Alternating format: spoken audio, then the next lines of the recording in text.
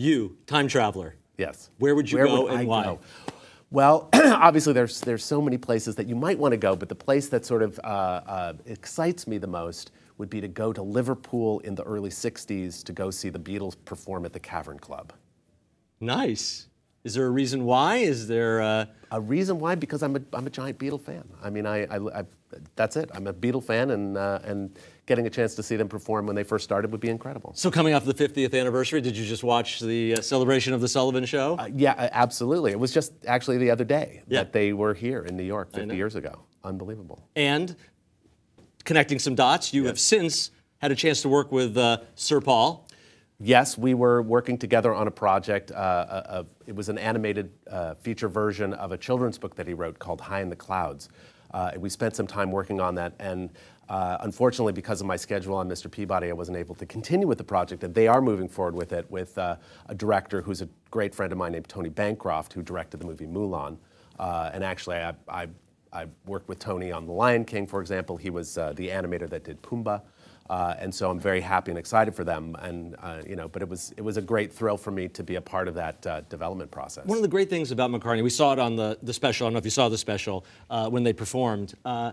50 years later, he still has the ebullience, still has the joy, still has that sort of sense of why we love the cute one. Yes. Is he like that in person? Give us a little inside scoop. Wow. Well, the first time I met him, it was kind of a surreal experience because, when you're a fan of anybody, but particularly the Beatles, they're so inaccessible, and just the idea of actually going to meet with him was like, so exciting. And we went to his brownstone, which is in Manhattan, and went upstairs. In fact, it was kind of crazy because as we were getting on the elevator, I think it was Albert Maisleys was getting off the elevator, and he's the great documentarian. Exactly, and they were discussing a documentary project apparently.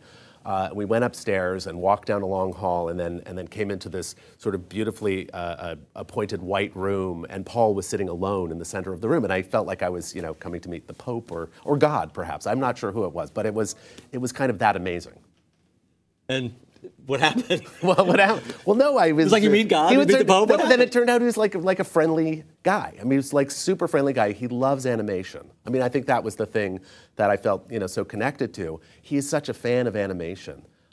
In fact, there's a great story about a Beatles song, the John Lennon song, "Do You Want to Know a Secret," which was a song actually that they wrote for George Harrison.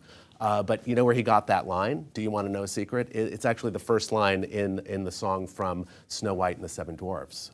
Snow White sings it at the wishing well. Do you want to know a secret? Do you promise not to tell? We are standing by a wishing well. And apparently his mother sang that to him when he was a kid, and he used that line in that song. I love that. Now, to close the Beatle loop, a Beatles song, a John Lennon song, yes, not Beatles, but John Lennon wrote it, is used for the first time ever in Sherman and Peabody. Sherman and Peabody, yes. There is a sequence in the film which is really a moment about how Mr. Peabody feels about Sherman. I think it's really important, for the character and for the relationship and for the storytelling that we really understood the depth of the emotion that Peabody has for his son.